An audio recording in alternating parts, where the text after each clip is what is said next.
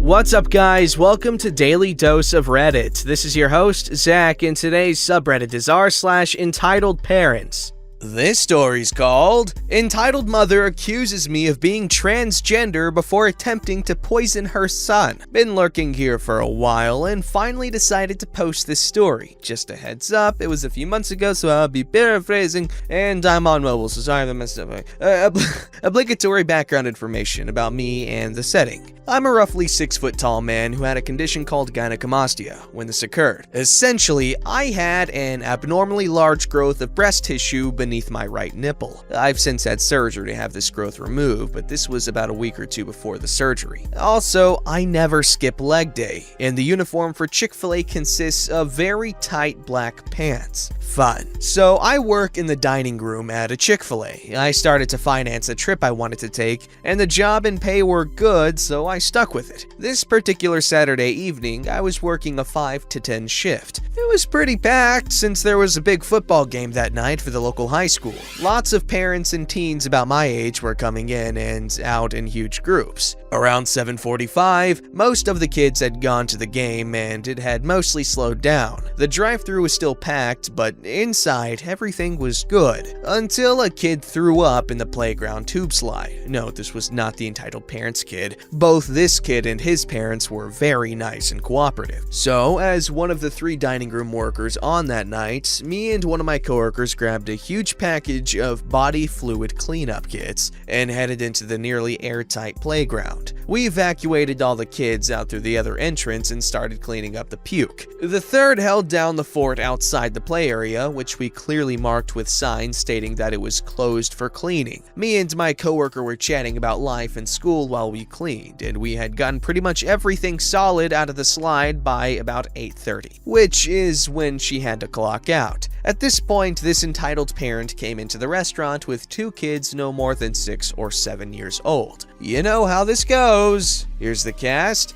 Me, well, duh, it's me, OP. Entitled mom. Kid 1, kid 2. Dining room manager. Basically the manager of the dining room. The kids made a beeline for the glass playland door and pulled it open, ignoring the sign clearly stating it was closed. Hey guys, you can't be in here. A kid got sick in here a while ago and I have to clean all this. Kid 1 laughed at me and started to run for the part where he could climb up into the tubes that connected into the slide, but I stood in the way so he couldn't get in. Kid 2 started to go for the slide but stopped dead in his tracks when he saw the cleaning pads covering the entire bottom of the slide. But we want to play! Again, paraphrasing. Sorry, pal, but I've got to clean this whole thing. No one can play in here tonight. Both Kid 1 and Kid 2 slowly walked out the entrance after that and went over to the lady they came with, looking more angry than sad. I felt a little bad, but I didn't really think much of it, so I put my headphones in and went back to wiping down the whole structure of the tubes, inside and out, which is something that whoever cleans the play area has to do every night, while the chemicals my coworker and I had sprayed on the slide soaked into the cleaning kit pads. I was pretty relaxed by this point and had my favorite song on, so hearing the door open again several minutes later didn't surprise me too much. I figured it was my coworker who had forgotten her phone, or maybe a kid had left a shoe in the playground. Boy, was I wrong. Entitled mother came storming into the play area, flanked by Kid 1 and Kid 2, her table marker still in hand. We give them to customers who dine in the restaurant, so she probably had come straight after ordering,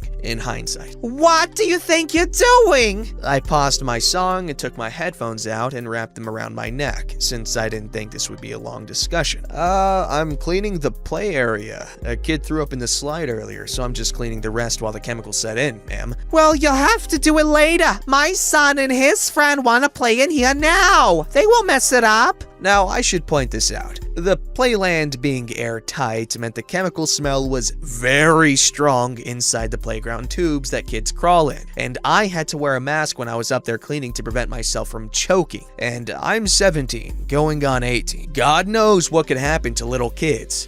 It's not gonna happen. Playland is closed, ma'am. At this point, I stood up from the toy steering wheel that I had been wiping down and faced entitled mother. She took one look at me and repulsed. I'm not gonna be told what to do by you. You can't even accept your own gender. I was a little caught off guard by this because even though I'm not transgender, I am bisexual and I'm very secretive about it. It took me a second to realize she was looking at my chest and my hips and determining that I was trans. Miss, I'm not. You're not what? I have a skin condition. I'm having surgery for it. Entitled mother looked appalled by this.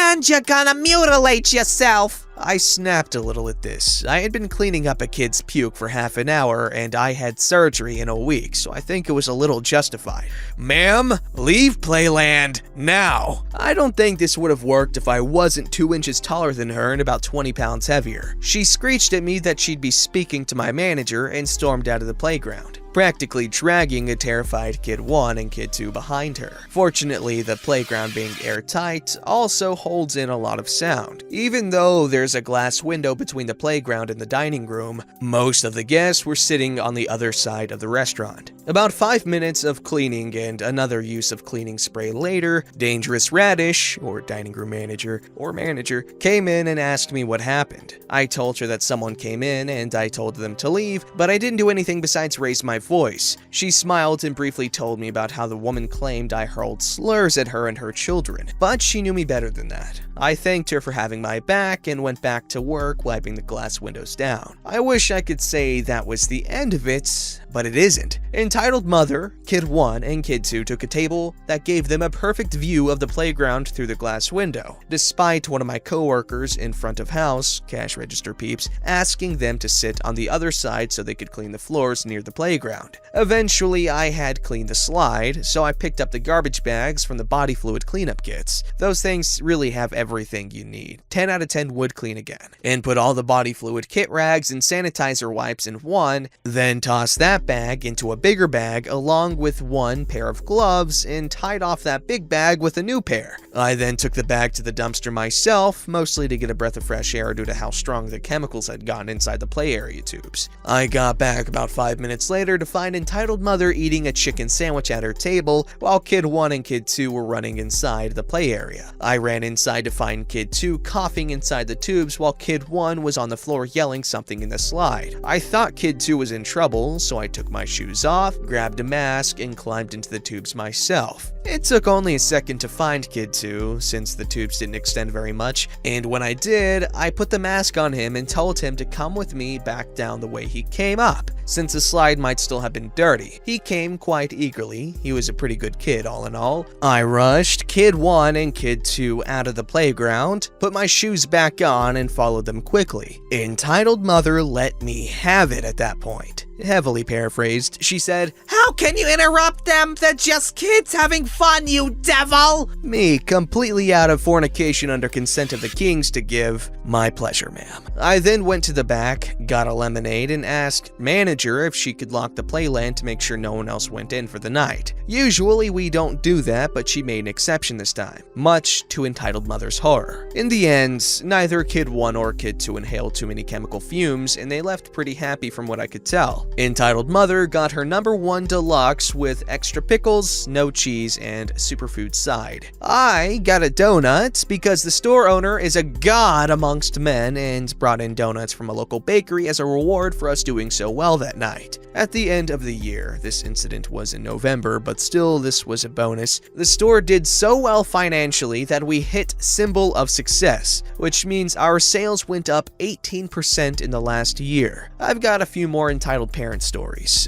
Chick-fil-A's religious attachments tend to draw quite a few Karens, so if you'd like to hear them, let me know. This one just struck me as odd since I'd never seen someone so entitled to a playground before, even when everyone else respected it was closed. You know what I would have done? I would have told her, hey, if you want your kids to be in there, why don't you just go sit in there for about 15 minutes? And if you can, we'll open it. If not, then, well, you'll see why we can't. Because you'll be choking and dying as you should. I'm kidding. That's a bit harsh, but so are those chemical fumes, especially for little kids, the dummy.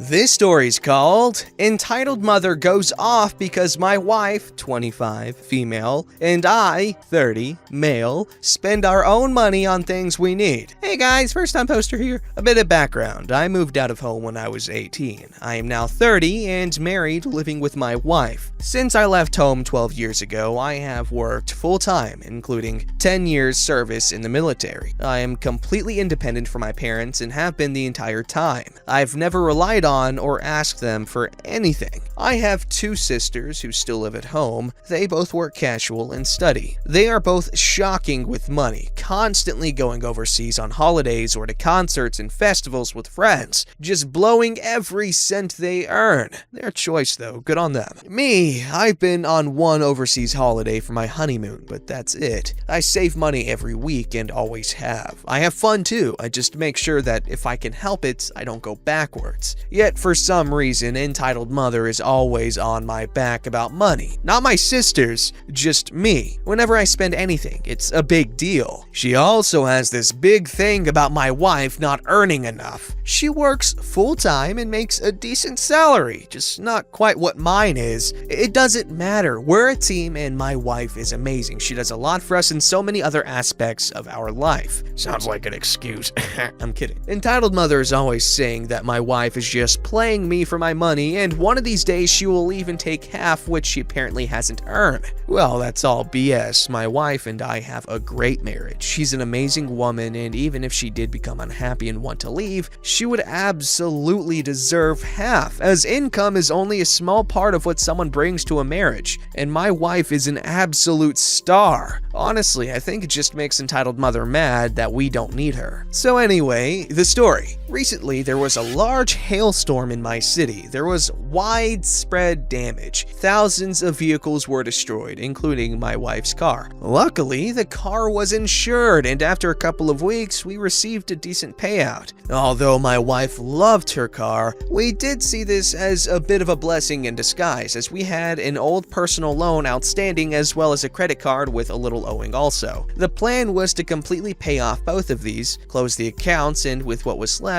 buy my wife a car. Then, if there was still some left, we could put some extra cash against our home loan. Yes, I know it sounds like we are drowning in debt. I assure you we are not. Our situation is very manageable. We make all payments on time and still manage to put something away every week for ourselves. So anyway, this was all a few weeks back, and since then we have done all of the above as planned. We are extremely happy as we have wiped a lot of debt. Everything except the home loan. And my wife loves her new car despite it being a bit of a downgrade. Since all of this occurred, I had not heard from Entitled Mother. My parents are retired and traveling the country in a caravan, so I'm not bothered by this. Yesterday, I decided to call and check in. Things are normal at first, conversation is pleasant, but I can tell Entitled Mother has something on her mind, so I ask if something's wrong. The floodgates are opened. She's been holding this in for weeks. I paraphrase, but here's how it went down.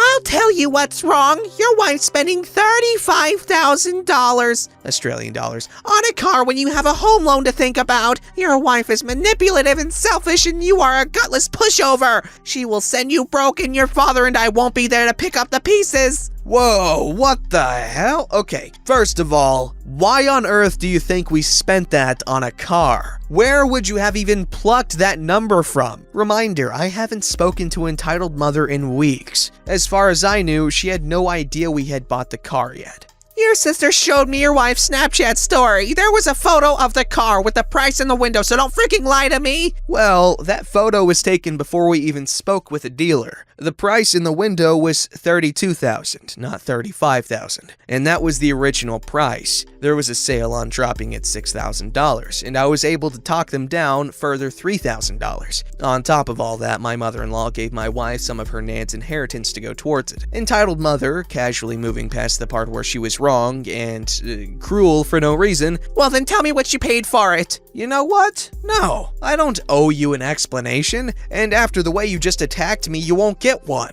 If you wanted to know, maybe you should have called and asked how we were going with the car situation at some point over the last few weeks, but I haven't heard from you, and our finances are none of your business anyway. Entitled mother hangs up. I haven't heard a thing from her in days now and don't expect to for a while. Spoke to my dad and his advice is, don't poke the bear. Makes me laugh. Apparently, my wife is manipulative and I am a pushover. Yeah, sure. Might be time to go no contact for a bit. Oh, I hate people that do that. I mean, obviously, as parents, you want to make sure your kids are being responsible, but at some point, you gotta step off. They're an adult, and they're responsible for their own finances. If they want to blow it all on something stupid, the only reason they're gonna learn to not do that is to learn to not do that by doing that and realizing how stupid it is to blow your money on stuff you don't need. I went through that phase. And then I had a bunch of revelations, like basically your satisfaction with the stuff you buy sort of dilutes with the more stuff you have, to the point where you're not really feeling any joy towards, I sound like Coco Chanel. You're not feeling any joy towards your individual possessions. So at some point you gotta really cut back on what you buy and try to get rid of the old stuff so that what you do have you appreciate all the more. I don't know. Don't forget to like, subscribe, and hit that bell to never miss an episode.